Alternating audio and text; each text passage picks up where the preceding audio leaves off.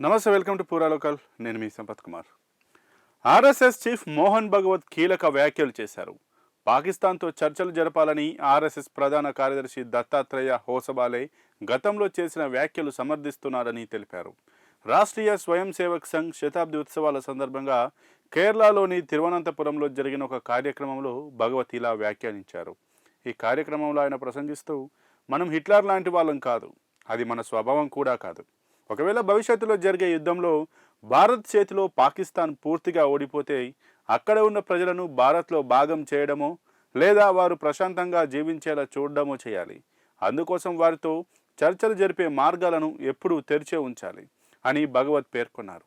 అన్యాయాన్ని, నియంతృత్వాన్ని అంతమొందించాలని, అదే సమయంలో మంచిని కాపాడుకోవాలని స్పష్టం చేశారు. దేశ విభజన జరగడం తప్పని భావించే ప్రజలు పాకిస్తాన్లో చాలామంది ఉన్నారన్నారు. అక్కడ ఉన్న పలువురు జర్నలిస్టులు కూడా ఆర్ఎస్ఎస్ చేస్తున్న పనులను ప్రశంసిస్తున్నారని, రెండు దేశాల సిద్ధాంతం తప్పని, కలిసి ఉంటేనే బాగుండేదనే భావన అక్కడ అంతర్గతంగా బలంగా పెరుగుతోందని ఆయన పేర్కొన్నారు. అదే సమయంలో ఏ దేశంతోనైనా విదేశీ సంబంధాల విషయంలో ఆర్ఎస్ఎస్కు విడిగా ఎలాంటి ప్రత్యేక విధానాలు ఉండవని, ఈ విషయంలో కేంద్ర ప్రభుత్వం తీసుకునే నిర్ణయాలకే సంఘ్ కట్టుబడి ఉంటుందని స్పష్టం చేశారు. ఆర్ఎస్ఎస్ ప్రపంచంలోనే అతిపెద్ద స్వచ్ఛంద సంస్థ అయినప్పటికీ అత్యంత అపార్థానికి గురైన సంస్థ కూడా ఇదేనని వ్యాఖ్యానించారు. యూనిఫామ్ వేసుకుని చేసే రూట్ మార్చ్లను చూసి కొందరు దీనిని పారా మిలిటరీ సంస్థ అనుకుంటారని, వ్యాయామాలు చూసి వ్యాయామశాల అనుకుంటారని, కానీ బయట నుండి చూస్తే సంఘ్ అర్థం కాదని, దాని లోపలికి వచ్చి అనుభవపూర్వకంగా తెలుసుకోవాలని ఆయన కోరారు.